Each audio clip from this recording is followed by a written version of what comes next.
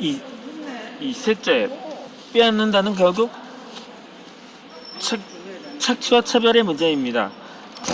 빼앗는 것이 있으면 빼앗기는 것이 있기 마련인 거죠. 금수의 생명을 빼앗는 기술 때문에 백정은 끊임없이 빼앗기는 삶을 살아야 했습니다. 기술은 재주고 힘입니다. 하지만 재주로 인정받지 못한 기술, 그저 이용과 멸시만 당하는 기술은 차라리 독에 가깝습니다. 재주는 고문벌이고 이득은 누가 취한다는 속담이 이것에서 유래되었다고 볼 수가 있죠. 대대로 백정은 뛰어난 재주를 가진 사람들이었습니다. 잘 알려진 저축기술뿐만 아니라 사냥, 고리짜기, 능란한 감호와 아름다운 연주, 솜씨까지 아주 다양한 재주를 지녔지요. 오죽하면 백정을 두고 제인이라 불렀겠습니까? 이 제인이란 이 재주가 있는 사람이라는 한자입니다. 현직 대통령의 이름이기도 하죠. 참 이래보면 성명학적으로는 꽤 좋다고 볼 수가 있죠. 뭐 한간에서 뭐 죄인이니 뭐 재앙이니 뭐 이렇게 조롱을 하긴 하지만요. 하지만 권력이 탐내고 이용하고 싶어하는 재주는 재주가 아니라 저주가 되어버렸습니다.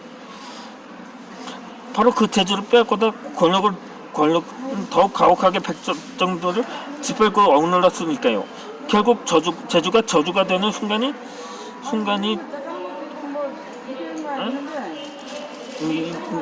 되어버린 거죠. 그 대가는 바로 차별과 착취로 돌아온 셈이었습니다. 그래서 마침내 마지막 열쇠인 빼앗는 자이 사람의 이름입니다. 이 모든 것이 어찌 사람의 문제이겠습니까? 이 사람의 문제 아니겠습니까? 앞서 세 가지 열쇠들, 그러니까 잘못된 관습과 가치관, 온갖 차별과 착취는 결국 백정을 인간조차 못하는 비인간으로, 그러니까 하나 짐승다는 도구로만 사용되었을 뿐입니다. 심지어 살인을 일삼는 페르나를 두고 인간 백성이라 부름을 감지는 모면을 주기도 합니다. 그래서 백정을 이야기하자면 어쩔 수 없이 이 모든 부당함에 맞서 싸움은 이 사람들 이야기를 할 수밖에 없습니다. 그때까지 안에 권력, 부당한 차별과 억압을 온몸에 부딪히며 끝끝내 살아남았던 강인한 사람들의 이야기를 말합니다. 그리고 이쯤에서 궁금해질 것입니다. 이처럼 첨예한 문제들을 가득 안고 불성인들과 구도절이 대명사가 된 백정이 어째서 단 한 번도 집단으로 일어서지 않았을까 하고요. 당장 노비들만 해도 왕후 장상의 피가 따로 있다냐 라고 외쳤던 만적의 난부터 망소의 난을 거쳐 조선시대에 이르면 온갖 천민들의 난이 일어납니다. 그런데 어째서 백정들의 저항은 들어본 기억이 없을까요? 그 오랜 세월 동안 백정들은 과연 단 한 번도 저항을 하지 않았을까요? 얼핏 그런 것도 같습니다. 기록을 아무리 뒤져보아도 마땅히 백정들의 집단 저항이라 이야기할 만한 이런 기록이 없었으니까요. 백정 개개인이 저지른 범죄나 처벌들은 계속 거론되고 기록되고 부당하다 탄원하는 목소리가 아예 없는 것은 아니지만 적어도 이 모든 압력에 대항해 백정들이 분연히 함께 일어나 무언가를 했다는 기록은 거의 찾아볼 수가 없습니다.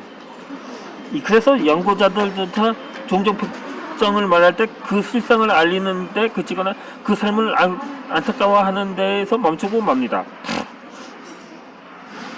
하지만 그렇다고 백정들이 그 오랜 역사 동안 정말로 아무것도 하지 않았을까요? 미처 기록되지 못한 어떤 아니면 권력자들이 일부러 누락하고 소홀히 한 기록들 중에 차마 다 말하지 못한 처절한 이야기들이 없었을까 하는 추측입니다. 역사는 기록되거나 기록되지 않더라도 기억은 됩니다. 흔히 기록만이 역사라고 생각하지만 기록되지 않고 그냥 입으로 전에 내려옴에 따라서 그 후손들이 그렇게 알게 되는 거죠.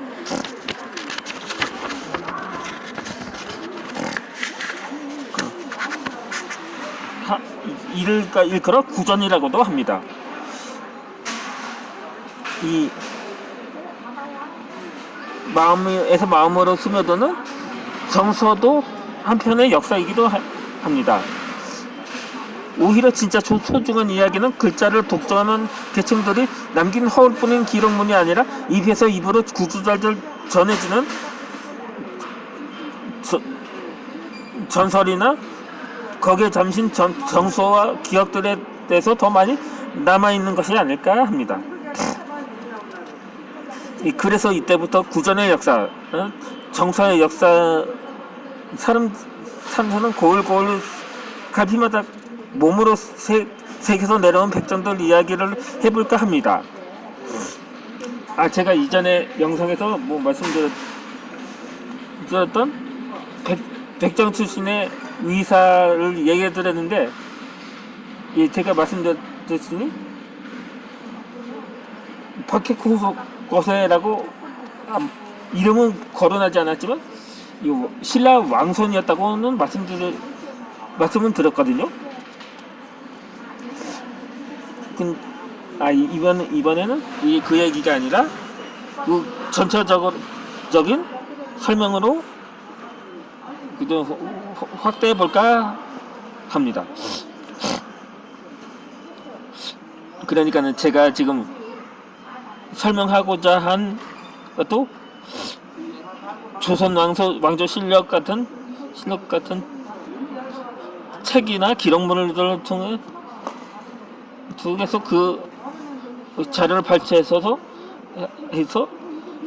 그렇게 옛 이야기들과 정서들에 더 열심히 귀를 기울여서 들어본 사례를 통틀어서 전하고자 합니다. 그래야 비로소 백정의 이야기를 제대로 했다고 할 수 있을 것입니다. 그 방법의 하나로 시대별로 의미가 있는 백정을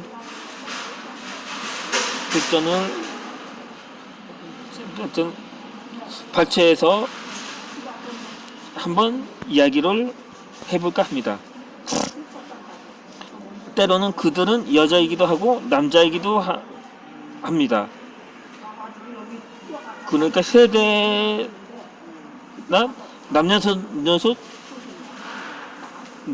구분이 없었던 거죠. 그 끝에서 무엇을 만났는지 끝내 변하지 않는 것이 하나 있습니다. 결국 이 모든 것이 사람의 문제라는 것입니다. 백정도 사람인 거죠, 당연히.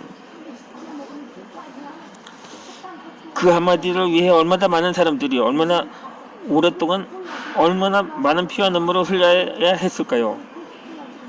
심지어 기록조차 되지 않는 아득한 역사의 뒤편에서 말입니다.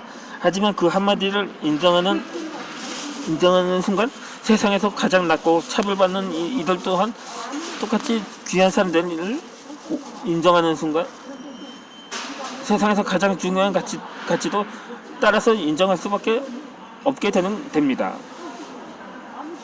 그렇다면 나머지 설명은 이어서 해드리도록 하겠습니다.